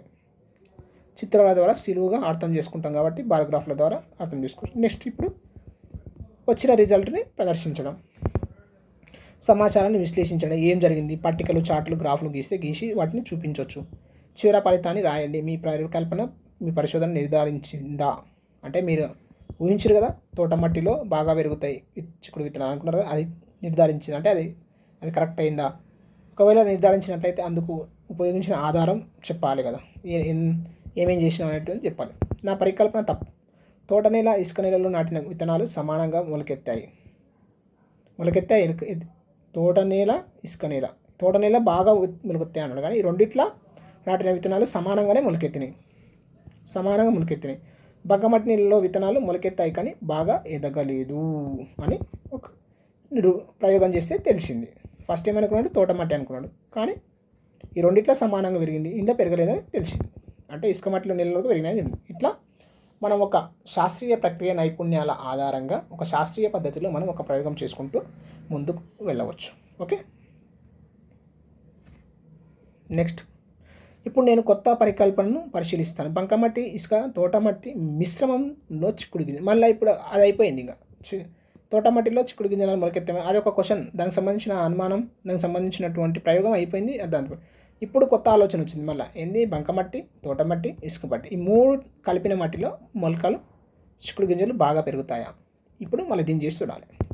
కాబట్టి నేను ఇసుక, తోటమట్టిని వేరువేరుగా తీసుకొని మరియు బంకమట్టి, ఇసుక మట్టి, తోటమట్టి మూడిటి మిశ్రమం విత్తనం నాటిన పరీక్షించడానికి ప్రణాళికను తయారు చేసుకుంటాం. ఇది ఒక రకమైనటువంటి ప్రయోగం. శాస్త్ర ప్రక్రియ నైపుణ్యాలు వినియోగం. ప్రయోగాలు నిర్వహించేటప్పుడు లేదా ప్రశ్నకు జవాబులు కనుగొనే ప్రయత్నంలో శాస్త్రవేత్తలు వినియోగించే ఆలోచన సరళులనే ప్రక్రియ నైపుణ్యాలు, ప్రాసెస్ స్కిల్స్ అని అంటారు. అంటే ఒక ప్రయోగం చేసేటప్పుడు వారి యొక్క ఆలోచన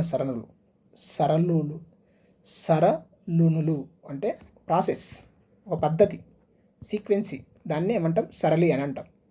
వాటిని మనం ఏమంటాం, ప్రక్రియ నైపుణ్యాలు. ఒక పని కనుగొనే ప్రయత్నంలో శాస్త్రవేత్తలు ఉపయోగించే ఆలోచన సరళునులు, ఒక సీక్వెన్సెస్ని మనం ఏమంటాం, ప్రాసెస్ స్కిల్స్, ప్రక్రియ నైపుణ్యాలు అని అంటాం.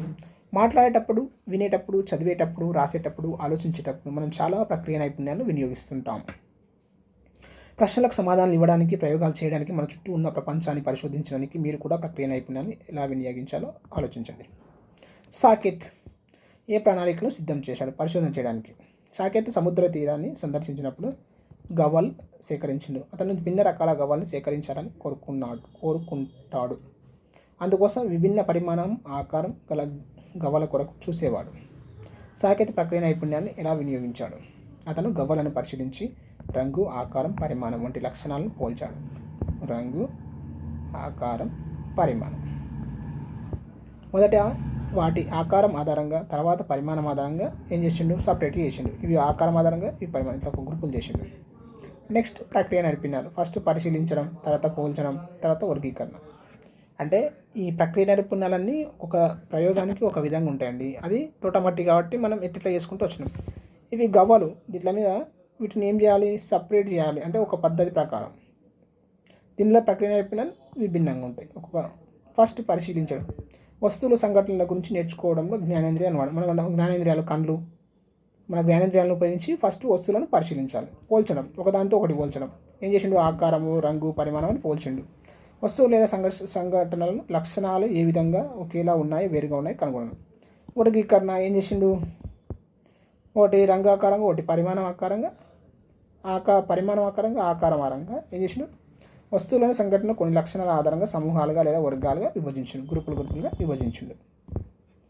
నెక్స్ట్ అది సాకేతకు సంబంధించినటువంటి ప్రక్రియ నైపుణ్యం. ఇప్పుడు చరిత ఒక ప్రణాళికలు సిద్ధం చేసింది. ఏం చేసింది? ఆ రాయి ఆకృతి పరిమాణంలో మార్పు గల కారణాన్ని అధ్యయనం చేయాలనుకున్నాడు ఆమె. రాయి చిన్న రాయి ఉంది అనుకో, ఓ పెద్ద రాయి ఉంది, అది కొన్ని సంవత్సరాల తర్వాత సైజు చిన్నగా అయింది. దీనికి గల కారణం ఏందో ఇట్లా దీనికి గల అధ్యయనం చేయాలనుకున్నది. దాన్ని ఎక్స్పెరిమెంట్ చేసి చూడాలనుకున్నది. ఎవరు? చరిత అనే అమ్మాయి. చరిత ఆసక్తి చూపింది. రాయిని ఇసుకతో రుద్దడం వల్ల, ఒక పెద్ద రాయిని ఇసుక ఉంటుంది, ఆ ఇసుకతో రుద్దడం వల్ల రాయి పెచ్చులుగా ఊడిపోతుందా లేదా, దాని ఆకారం పరిమాణం మార్పు వస్తుందా రాదా కనుగొనడానికి ప్రణాళికను సిద్ధం చేసుకున్నది. ఏం చేసుకున్నది?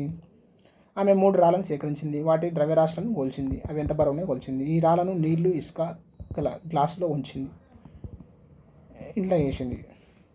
వారం రోజుల పాటు ఆ రాళ్ళు కదిలించింది, అండలో బాగా షేక్ చేసింది. వారం తర్వాత ఆమె రాళ్ళు, ఇసుక, గ్లాసు ద్రవాలను కొలిచింది. వచ్చిన సమాచారాన్ని విశ్లేషించింది. రాళ్ళు ఇసుకతో రుద్దడం వల్ల పెచ్చులుగా విడిపోతాయని నిర్ధారించుకుంది.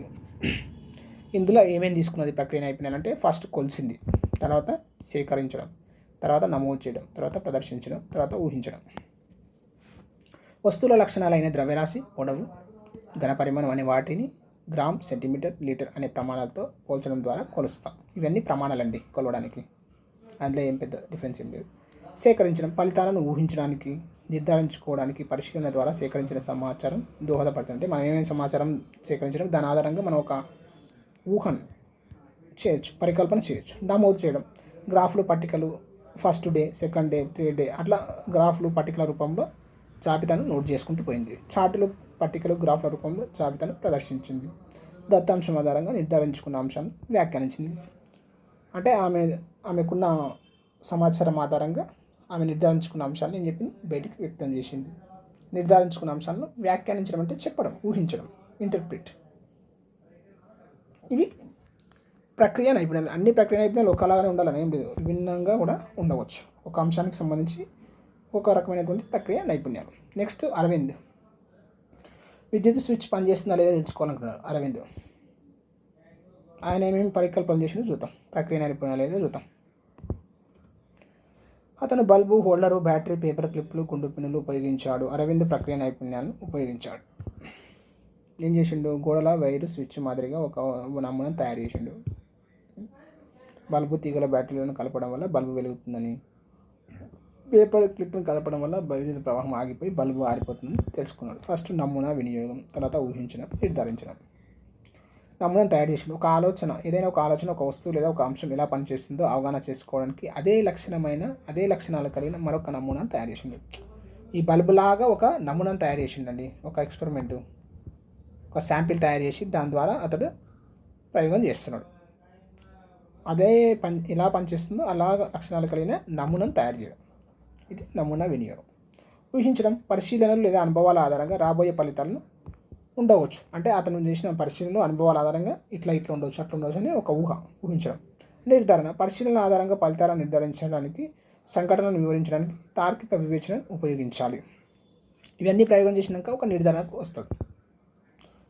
ఇవి ఇందులో గల ప్రక్రియ నైపుణ్యాలు. శ్వేత ఎలా పరిశోధించాలనుకుంది? శ్వేత ఒక రకమైన తువాళ్ళు ఎక్కువ నీళ్ళు తీసుకుంటాయి, ఇంకొక రకమైన తువాళ్ళు తక్కువ. ఏ రకమైన తువాళ్ళు ఎక్కువ నీళ్ళు తీసుకుంటాయి అనేటువంటి తెలుసుకోవాలనుకున్నది ఎవరు? శ్వేత. ఆమె ఏం చేసింది? తువాళ్ళు ఎంతసేపు నీళ్లు శోషిస్తాయో పరీక్షించాలనుకున్నది. దాని తర్వాత ఏ రకమైన టవాళ్ళు కొంటే బాగుంటుందని నిర్ధారించుకుందంట ఆమె. శ్వేత ప్రక్రియ నైపుణ్యాలు చూడండి. ఏం చేసింది? ఆమె 3 రకాల టవాళ్ళను ఎంపిక చేసుకున్నది. ఒక రకం మిగిలిన వాటికంటే ఎక్కువ నీటిని శోషిస్తుందని ఊహించింది. అంటే ఇప్పుడు 3 తీసుకున్నది, ఇంట్లో ఏదో ఒకటైతే ఎక్కువ తీసుకుంటుందని అనుకున్నదంట. ఏం చేసింది? 3 బీకర్లను తీసుకుంది. ఒక బీకర్లో 1 లీటర్ నీటిని పోసింది. తర్వాత 3 రకాల టవాల్స్ను వేరు బీకర్లో 10 సెకండ్ల పాటు ఉంచింది. నీటి నుండి టవలను తీసి అది పీల్చుకున్న నీటిని కారిపోయే విధంగా 5 సెకండ్ల సేపు మరొక బీకర్లో ఉంచింది. ఇలా 3 టవాల నుండి నీరు కారిపోయేలా చేసింది. ప్రతి బీకర్లో మిగిలిన నీటి పరిమాణాన్ని కొలిచింది. శ్వేత నియంత్రిత చరరాశులు, ఇక్కడ మనం చెప్పుకున్నాం కదా, చరరాశులు నియంత్రిత చరరాశులుగా ప్రతి బీకర్లో నమూనా సమానమైన నీరును తీసుకుంది. సరైన సమయాన్ని చూసుకుంటూ ప్రయోగాన్ని నిర్వహించింది. ఇక్కడ నియంత్రిత చరరాశులు అంటే ఆమె ఏం చేసింది, నీరుని తీసుకున్నది, సమయం. ఇవేంటివి నియంత్రిత చరరాశులు. చరరాశులు ఓకే, స్థిర రాశులు చరరాశులు అని చెప్పుకున్నాం కదా, అవి అంటే అన్నిట్లో కామన్గా ఉండేది అది అవండబ్బా నియంత్రిత చరరాశులు అంటాం. ఇప్పుడు స్థిర రాశులు అంటే మార్చలేనటువంటి, చరరాశులు అంటే మార్చేటివి. కానీ ఇక్కడ ఏం చేసింది, నియంత్రిత అంటే సమానంగా తీసుకున్నది. చరరాశే బట్ ఇక్కడ నీరు చరరాశి కానీ ఏది తీసుకునేది సమానంగా తీసుకున్నది కాబట్టి ఇక్కడ నియంత్రిత అన్నాడు. ప్రక్రియ నైపుణ్యాలు, పరికల్పన చేయడం, ఊహించిన రాబోయే ఫలితాలను గురించి వివరించడం. పరికల్పన అంటే ఇట్లా రావచ్చు అట్లా రావచ్చు అని చెప్పి అది పరికల్పన. ప్రణాళిక ప్రయోగం నిర్వహించడం, పరికల్పన పరీక్షించడానికి అవసరమైన సోపానాలను గుర్తించి సేకరించిన దశాంశాల ఆధారంగా ప్రణాళిక ప్రకారం ప్రయోగం చేయాలి. సేకరించిన దత్తాంశాన్ని నమోదు చేసి విశ్లేషించాలి. ఒక ప్రణాళిక ప్రకారం చేయాలి, ప్రయోగం చేసుకుంటూ పోవడాన్ని ప్రణాళిక ప్రయోగం నిర్వహించడం అంటాం. చరరాశుల నియంత్రణ, ప్రయోగ ఫలితాలను ప్రభావితం చేసే కారకాలను గుర్తించి వాటిని నియంత్రించాలి. తద్వారా ఒక ప్రయోగంలో ఒక చరరాశిని మాత్రమే పరీక్షించాలి. ఏం చేస్తాం, ఏవైతే ఆ ప్రయోగాన్ని ప్రభావితం చేస్తావో వాటిని ఏం చేయాలి, నియంత్రించాలి. నేర్చుకోవడం కోసం చదవడం, ఇప్పుడు చూద్దాం.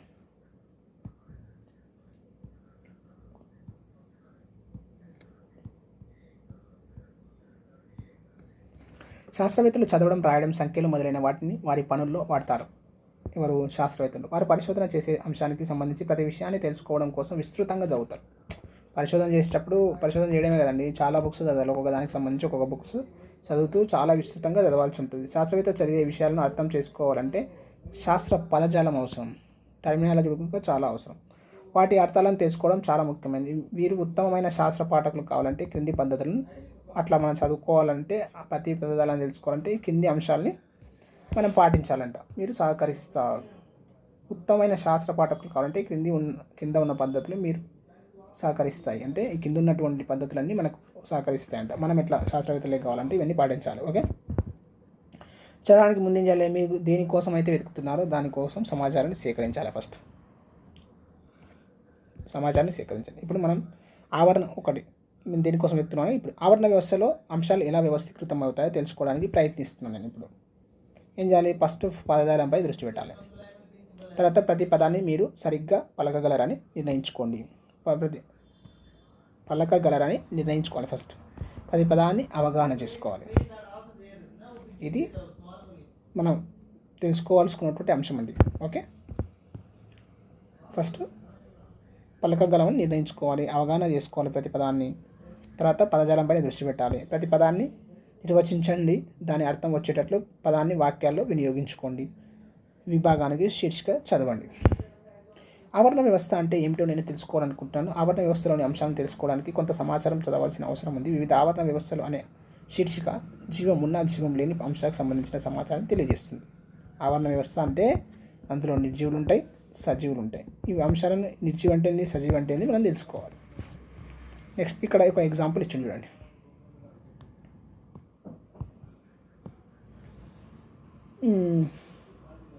అంతరించిపోయే ప్రమాదం ఉన్న మొక్కలు, జంతువుల జాబితా.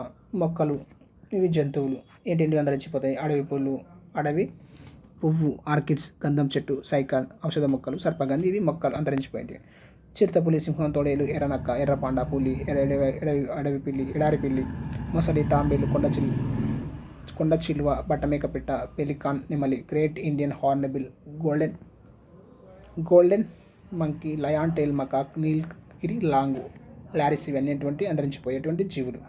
అసలు అంతరించిపోవడం అంటే ఏంటి, ఈ ఎండమిక్ అంటే ఏంటి మనం తెలుసుకోవాలి. క్రింది పటాలను పరిశీలించి గుర్తించండి. జంతువులు ఎక్కడ కనిపిస్తాయో తెలుసుకోండి. జంతువులు ప్రపంచంలోని ప్రపంచంలోని ప్రత్యేక ప్రదేశాల్లో మాత్రమే ఉంటాయి. కొన్ని మొక్కలు, జంతువులు ప్రపంచం అంతటా వ్యాపించి ఉండటం కూడా మీకు తెలుసు. కానీ కొన్ని జాతుల మొక్కలు, జంతువులు కొన్ని ప్రాంతాలకు మాత్రమే పరిమితమై ఉంటాయి. ఒక దేశం లేదా ఒక ప్రత్యేకమైన ప్రాంతానికి పరిమితమై ఉండే వృక్ష జంతు జాతులను ఏమంటాం? ఎండమిక్ స్పీసెస్, ఎండమిక్ జాతులు అని అంటాము. అంటే ఒక ప్రత్యేకమైనటువంటి ప్రాంతానికి మాత్రమే పరిమితమయ్యేటువంటి జీవులు ఇవి ఈ ప్రాంతంలోనే ఉంటాయి, ఎక్కడా ఉండవు. అలాంటి వాటిని ఎండమిక్ స్పీసెస్ అని అంటాం. ఇట్లా మనం ఒక్కొక్క విషయాన్ని తెలుసుకుంటూ ముందుకు వెళ్ళాలి. ఏదైనా ప్రయోగం చేసేటప్పుడు ఎక్కువ చదవాలి, ఎక్కువ అధ్యయనం చేయాలి, పదజాలంపై దృష్టి పెట్టాలి. భారతదేశంలో ఇతర ఎండమిక్ జాతుల పేర్లను తెలుసుకుని ఇందుకోసం ఈ పాఠశాల పుస్తకాలను చదవాలి. భారతదేశంలో అత్యధిక సంఖ్యలో ఎండమిక్ జాతులు ఉన్నాయి. ప్రపంచంలోని మొత్తం ఎండమిక్ జాతుల్లో ఉభయచరాలు 62%, బల్లులు సరీసృపాలు దాదాపు 50%, వెస్టర్న్ ఘాట్స్ పశ్చిమ కనుమల్లోనే ఉన్నాయట. ఇంతవరకు జాతులు లేని పదాన్ని అంతరించిపోయిన ఆపదలో ఉన్న జీవులను ఉపయోగిస్తూ వచ్చాం. కానీ జాతి భావన, స్పీసెస్ కాన్సెప్ట్ అన్ని జీవులకు వర్తించదు. జాతి భావన వాటి మధ్య జరిగే లైంగిక ప్రత్యుత్పత్తి ద్వారా సంతానోత్పత్తి జరిపే అధిక సంఖ్య జీవులకు వర్తిస్తుంది. జాతి భావన అంటే ఏంటంటే వాటి మధ్య లైంగిక ప్రత్యుత్పత్తి ద్వారా సంతానోత్పత్తి జరిపే అధిక సంఖ్య జీవులకు వర్తిస్తుందంట. ఉదాహరణకు అనేక జంతువులు, పుష్పించే మొక్కలు మరియు కొన్ని రకాల సూక్ష్మజీవులు. ఇప్పుడు చూడండి, చదివేటప్పుడు ఎట్లా చదవాలి? మొదటి పారాగ్రాఫ్లోని ప్రధాన భావాన్ని గుర్తించండి. సజీవుల సమూహాలు వాటి పరిసరాలు ఆవరణ వ్యవస్థను తయారు చేస్తాయి. సజీవులు వాటి పరిసరాలు ఆవరణ వ్యవస్థను తయారు చేస్తాయి. పారాగ్రాఫ్లో మీ ఆలోచనకు సహకరించే అంశాన్ని కనుగొవాలి. మనకున్న ఆలోచనకు సంబంధించి ఈ పారాగ్రాఫ్ మొత్తం చదివినా కదా, దానికి సంబంధించిన ఆలోచనకు సంబంధించిన అంశాన్ని తెలుసుకోవాలి, కనిపెట్టాలి. ఫస్ట్ కొన్ని ఆవరణ వ్యవస్థలో తక్కువ సంఖ్యలో మాత్రమే జీవరాశులు ఉంటాయని, కొన్ని ఆవరణ వ్యవస్థలు అన్నీ ఉంటాయి, అన్ని ప్లేస్లలో అన్ని జీవులు ఉంటాయా? అధిక సంఖ్యలో ఉంటాయి. కొన్ని ఆవాసాలు ఎక్కువ ఉంటాయి, కొన్ని ఆవాసాలు తక్కువ ఉంటాయి. ఎక్కువ నివాస స్థలం, ఆహారం, వసతి ఎక్కువ ఉన్న పరిసరాల్లో ఎక్కువ సంఖ్యలో జీవులు ఉంటాయి. ఎక్కడైతే నివాస స్థలం ఉండడానికి ఉంటుందో, ప్లేస్ ఉంటుందో, ఫుడ్ ఉంటుందో, నివాసం ఉంటుందో అక్కడ ఏం చేస్తాం? ఎక్కువ మంది ఉంటాం. ఇప్పుడు హైదరాబాద్ ఉంది, హైదరాబాద్లో ఉపాధి ఉంది, అంటే జాబ్స్ ఫెసిలిటీ ఉంది, షెల్టర్ ఉంది, ఫుడ్ ఉంది, అన్నీ అవైలబుల్ ఉన్నాయి. కాబట్టి ఏం చేస్తారు? గ్రామాల్లో కంటే హైదరాబాద్లో ఎక్కువ జనావాసం ఉంటుంది. అట్లా జంతువులు కూడా ఏం చేస్తాయి? ఎక్కువ నివాస స్థలం, ఆహారం, వసతి ఉన్న ప్లేస్లో ఎక్కువ సంఖ్యలో జీవులు ఉంటాయి. ఆవరణ వ్యవస్థలో మొక్కలు, జంతువులకు కావాల్సిన అన్ని సదుపాయాలు ఉంటాయి. మీరు చదివి అవగాహన చేసుకున్న అంశాలను సరిచూసుకోవాలి. మళ్ళీ ప్రతి విభాగం వెనుక ఉన్న ప్రశ్నలకు సమాధానం రాసుకోండి. మీ సమాధానం రాకపోతే తిరిగి ఆ విభాగాన్ని చదువు సమాధానం రాబట్టాలి. ఇది ఇట్లా మనం మన సబ్జెక్టును బిల్డ్ చేసుకోవాలి. శాస్త్రవేత్తలు కూడా పదే చదువుతూ అంశాలను తెలుసుకుంటూ, కొత్త విషయాలు తెలుసుకుంటూ ముందుకు వెళ్తారు. చదివిన తర్వాత ఏం చేస్తారు? వివిధ ఆవరణ వ్యవస్థలు, వాటి మధ్య సంబంధాల గురించి ఏం చదివారో ఆలోచించాలి, థింక్ చేయాలి. ఫస్ట్ మళ్ళీ చదివినాక మిమ్మల్ని మీరు ప్రశ్నించుకోవాలి. ఆవరణ వ్యవస్థ అంటే ఏమిటి? ఆవరణ వ్యవస్థలో జరిగే ప్రక్రియలు ఏమిటి అని మనం ప్రశ్నించుకోవాలి. చదివిన అంశంలోని చిత్రాలను, విపులీకరణ చిత్రాలను అధ్యయనం చేయాలి. మళ్ళీ ఇక్కడ చూసినాం కదా, ఇక్కడ ఆ పిక్చర్లో వాటిని గురించి ఏం చేయాలి? అధ్యయనం చేయాలి. శీర్షికలు, గుర్తించిన భాగాలను, పేర్లను చదవాలి. నెక్స్ట్, ఛాయాచిత్రంలో ఏ రకమైన ఆవరణ వ్యవస్థ చూపబడింది? ఇక్కడ ఏ రకమైన ఆవరణ వ్యవస్థ చూపబడింది? ఆవరణ వ్యవస్థలో జీవం గల అంశాలు ఏమిటి? ఆవరణ వ్యవస్థలో నిర్జీవ అంశాలు ఏంటి? ఈ క్వశ్చన్స్. ఇప్పుడు మళ్ళీ ఇక్కడ ఒక రకమైన ఆవరణ వ్యవస్థ ఇవ్వబడింది. ఇది చూడండి, ఎడారి ఆవరణ వ్యవస్థ. ఇది అవసరం లేదు. నెక్స్ట్, భూభాగంలో దాదాపు 17% మేర ఎడారి విస్తరించి ఉన్నది. ఈ ప్రాంతంలో సగటు వర్షపాతం ఎంత? 23 సెంటీమీటర్స్ కన్నా తక్కువగా ఉంటుంది. అధిక ఉష్ణోగ్రతల వలన ఇక్కడ జీవరాశులు ప్రత్యేక లక్షణాలను కలిగి అక్కడి వాతావరణానికి అనుకూలనాలు అడాప్టేషన్స్ పొంది ఉంటాయి. ఎడారి ఆవరణ వ్యవస్థలోని వివిధ అంశాలు. ఉత్పత్తిదారులు. పొదలు, గడ్డి జాతులు, కొన్ని వృక్షాలు ఎడారిలో ఉత్పత్తిదారులుగా ఉంటాయి. ఇక్కడి పొదలు భూమి లోపలికి వ్యాపించి శాఖాయుతమైన వేరు వ్యవస్థను కలిగి ఉంటాయి. ఇక్కడ నీరు తక్కువ ఉంటుంది కాబట్టి వేరు వ్యవస్థ అధికంగా ఉంటుంది. కాండాలు, పత్రాలు రూపాంతరం చెంది ముళ్ళుగా లేదా మందంగా మారి ఉంటాయి. ఎడారుల్లో కనబడే కాక్టస్, బ్రహ్మజమున్ లాంటి మొక్కలు కాండాలు రసభరితంగా మారి నీటి నిల్వ చేసుకొని ఉంటాయి. నీటి కొరత ఉన్నప్పుడు ఆ నీటిని వినియోగించుకుంటాయి. కొన్ని నిమ్నశ్రేణి రకాలైన లైకెన్స్, ఎడారి మాస్లు, నీలి ఆకుపచ్చ శివరాలు కూడా కనబడతాయి. ఇక్కడ ఉత్పత్తిదారుల లోపల. వినియోగదారులు చూడండి, కొన్ని రకాల జంతువులను మాత్రమే ఎడారిలో చూస్తాం. ఎక్కువ జీవులు ఉండవు, ఎందుకంటే ఆహార పదార్థాలు తక్కువ ఉంటాయి కాబట్టి. ఎడారిలో నీరు తక్కువ ఉంటుంది కాబట్టి ఎక్కువ రకాల జీవులు కనిపించవు. నీళ్ళతో పోల్చినప్పుడు ఇక్కడ జంతు వైవిధ్యం చాలా తక్కువగా ఉంటుంది. అంటే జంతువులు తక్కువ ఉంటాయి కాబట్టి వైవిధ్యం తక్కువగా ఉంటుంది. నీటి కొరతను తట్టుకునే సరీసృపాలు, కీటకాలు, క్షీరదాలు ఎడారిలో నివసిస్తాయి. ఎడారుల్లో నివసిస్తాయి. కొన్ని సరీసృపాలు నిశాచరులుగా ఉంటాయి, నాక్టోరస్గా ఉంటాయి, అంటే రాత్రిపూట సంచరించే జీవులే ఉంటాయి. కొన్ని రకాల పక్షులు కూడా ఎడారుల్లో నివసిస్తాయి. ఒంటెను ఎడారి ఓడ అని ఎందుకంటారో మనం తెలుసుకో. ఒంటె మొక్కలు లేత కాండాలను తింటూ అధిక మొత్తంలో నీటిని జీర్ణాశయంలో నిల్వ చేసుకుంటుంది. కొన్ని పెద్ద జంతువులతో పాటు ఎక్కువగా మాంసాహారులే. కొన్ని పెద్ద జంతువుల నుండి ఎక్కువ మాంసాహారులుగా ఉంటాయి, ఎందుకంటే శాకాహారులు చాలా తక్కువ ఉంటాయి, మొక్కలు తక్కువ ఉంటాయి కాబట్టి. అట్లా విజ్ఞాన శాస్త్రం చదవడం, పరిశోధన చేసి నిర్ధారణకు రావడానికి ఎంతో దోహదపడుతుంది. భావాన్ని రాత రూపంలో ఏం చేయాలి, ప్రదర్శించాలి. ఇవన్నీ ఏంటంటే మనం ప్రయోగం ఎట్లా చేయాలి, శాస్త్రవేత్తలు ఎట్లా చేస్తారు, వాళ్ళు ఎట్లా చేసుకుంటూ పోతారు, ఎట్లా చదువుతారు, ఎట్లా ప్రయోగం చేస్తారు, ఎట్లా డెవలప్ చేస్తారు అనేటువంటిది పాఠం మొత్తం ముఖ్య ఉద్దేశం అండి. ఏం లేదు, మీరు చదివిన అంశం గురించి మీ సొంత మాటల్లో రాయడం వలన మీకున్న ఆలోచనలను జత చేయడానికి అవకాశం ఉంటుంది. అంటే ఇట్లా మనం అంశం మొత్తాన్ని ఎక్కువ విస్తృతంగా అధ్యయనం చేసి దాన్ని ఆలోచించి దానికి పరికల్పన చేస్తూ మన సొంత ఆలోచనలతో మళ్ళీ ఏం చేయాలి, జత చేయాలి. దానికి పరిశోధనలో తాము తెలుసుకున్న అంశానికి శాస్త్రవేత్తలు రాస్తారు. దాని ద్వారా వారు చేసిన పని ఇతరుల అవగాహన చేసుకోవడానికి ఉపయోగపడుతుంది. మీరు శాస్త్రవేత్తలుగా పనిచేసి మీరు చేసిన పనిని వివరించడానికి క్రింద సూచించిన రాత పద్ధతులు ఉపయోగించండి. ఫస్ట్, సమాచారాన్ని రాయాలి. వర్ణిస్తూ రాయడం, అభిప్రాయాన్ని వ్యక్తం చేసే రాత, అభిప్రాయాన్ని సేకరించే రాత. కొలవడం, దత్తాంశాలను విశ్లేషించడం. ఇట్లా మీ పరిశీలన నిర్ధారణలను మరియు ఫలితాలను వర్ణించవచ్చు. సమాచారం రాసేటప్పుడు మనం పరిశీలించిన విషయాలను, నిర్ధారణలను ఏం చేయొచ్చు, ఫలితాలను వర్ణించవచ్చు. ప్రయోగాలు ఎలా చేయగలమో చెప్పవచ్చు. రాస్తామంటున్నాం కదా, సమాచారం రాయడం అంటున్నాం కదా, మనం ఎట్లా ప్రయోగం చేసినామో చెప్పవచ్చు. వర్ణిస్తూ రాయడం, మీరు కొన్ని విషయాలను వర్ణించవచ్చు, ఉదాహరణలు ఇవ్వచ్చు, కథలుగా చెప్పి కూడా ఏం చేయొచ్చు, రాయచ్చు. ఇప్పుడు మనం ఒక ప్రయోగం చేసినామంటే దానికి ఎవిడెన్స్గా మనం మళ్ళీ రాస్తామండి. ఏదో దానికి సంబంధించిన అనుబంధం పుస్తకాలు రాస్తాం తర్వాత తరానికి వాటిని అందించడం కోసం. అట్లా దాన్ని వివరిస్తూ రాయొచ్చు, ఉదాహరణలు ఇస్తూ రాయొచ్చు, కథలుగా రాయొచ్చు. అభిప్రాయాన్ని వ్యక్తం చేసే రాత, ఇలా రాసేటప్పుడు మీరు లేఖలు, పద్యాలు, పాఠాలు రూపంలో రాయొచ్చు. కొన్ని అన్ని కాదు, శాస్త్రవేత్తలకు ఎక్కువ ఉంటారు కానీ చెప్తున్నాను. రాసేటప్పుడు విభిన్న రాతలని చెప్తున్నాడు. అభిప్రాయాన్ని సేకరించే రాత అంటే సైన్స్ ప్రధాన సమస్యలకు అనేక మంది అనేక వ్యాసాలు రాస్తుంటారు. వాటిని సేకరించి మీరు వ్యాసాలు రాయొచ్చు అంటారు. దాంట్లో సేకరించి అక్కడక్కడ వాళ్ళు ఉపయోగించిన పదజాలని మనం కూడా ఉపయోగించవచ్చు అంటారు.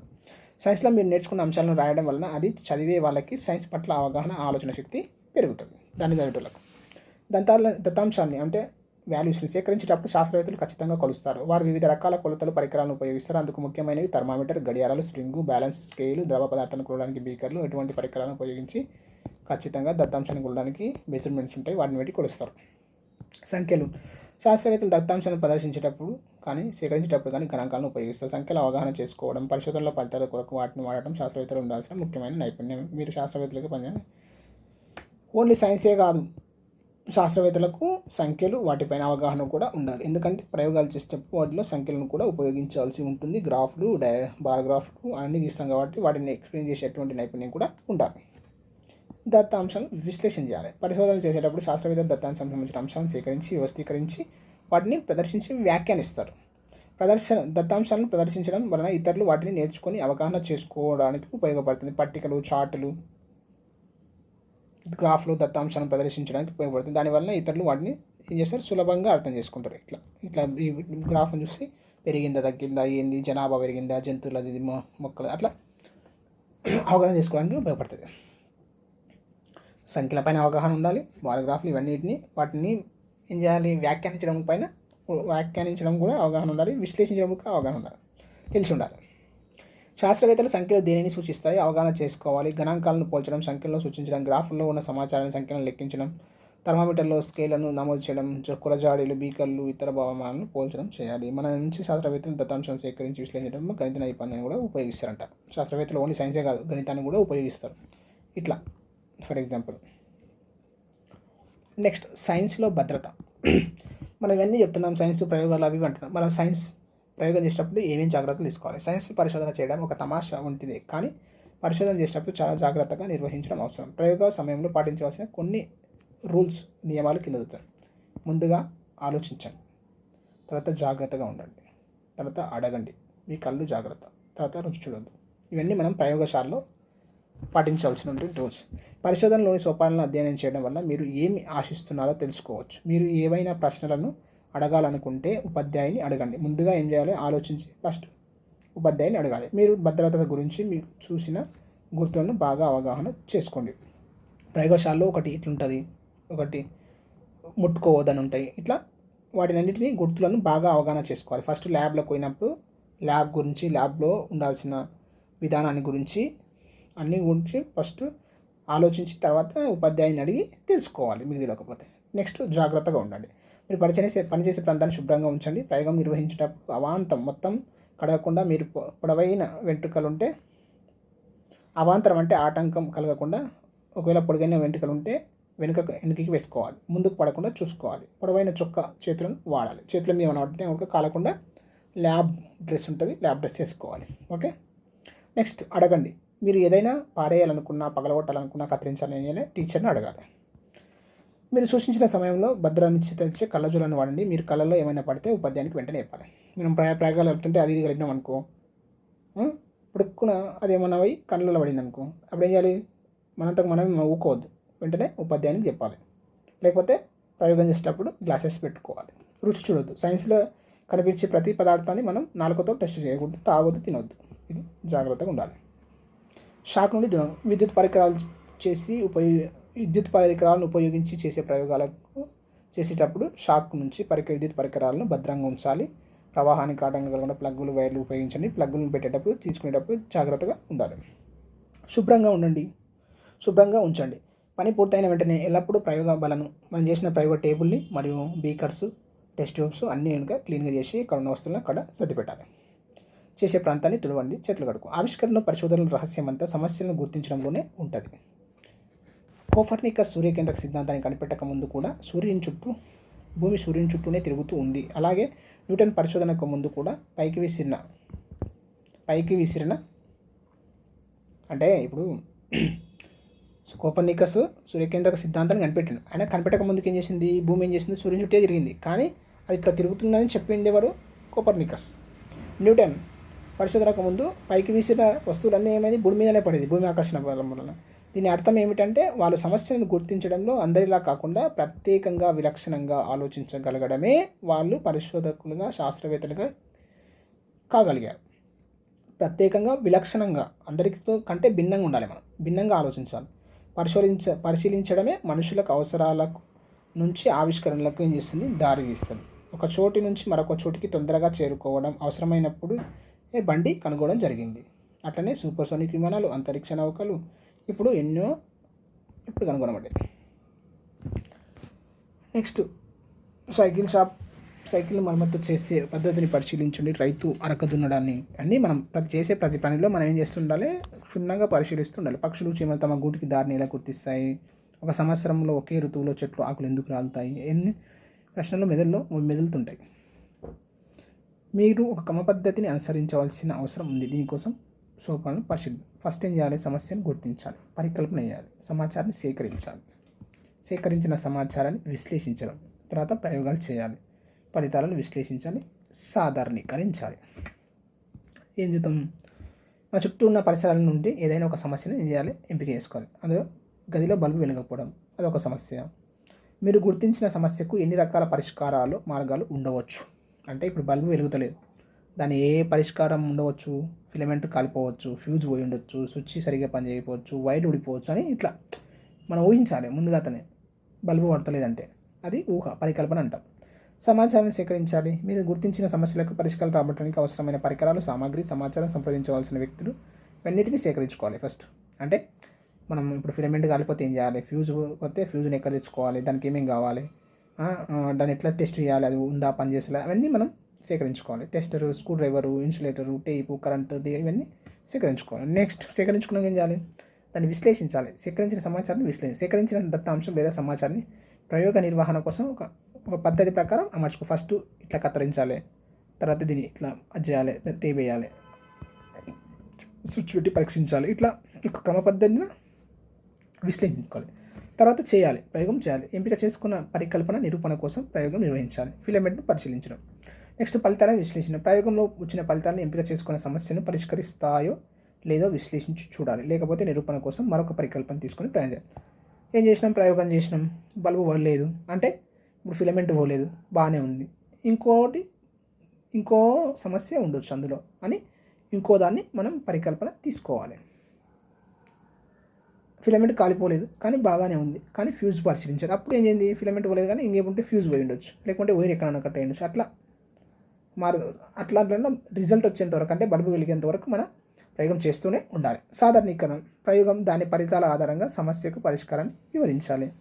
ఫ్యూజ్ పోవడం వలన బల్బు వెలగలేదు అంటే ఫిలమెంట్ పోయింది అనుకోగానే ఏమైంది, ఫ్యూజ్ పోయింది. ఇట్లా సాధారణీకరించడం కాబట్టి మనం ఫ్యూజ్ను మార్చుకోవాల్సిన అవసరం ఉంది. ఇలా ఒక క్రమ పద్ధతిలో సమస్య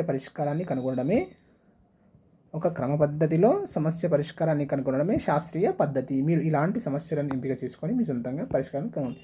ఇదంతా అంత ఇంపార్టెంట్ లేదండి ఈ పాఠం, కాకపోతే సైన్స్ చదవడానికి అవసరం. ఇది అంత ఇంపార్టెంట్ లెసన్ కాదు. ఇందులో నుంచి పెద్ద క్వశ్చన్స్ ఏం రావు. జస్ట్ వచ్చిన ఒక క్వశ్చన్ వస్తుంది. అది ఎట్లుంటుందంటే ఆస్ట్రాలజిస్టులు, కెమిస్ట్రీ, బయాలజిస్టులు అవి ఉన్నాయి చూసిన, అందులో నుంచి ఒక క్వశ్చన్ మ్యాచ్ ద ఫాలోయింగ్ వచ్చే అవకాశాలు ఉన్నాయి. అవి చూసుకోండి. క్యాజువల్లో ఒకసారి వినండి, వదిలేయండి అంతే. Okay, thank you everyone. Please subscribe, share, encourage.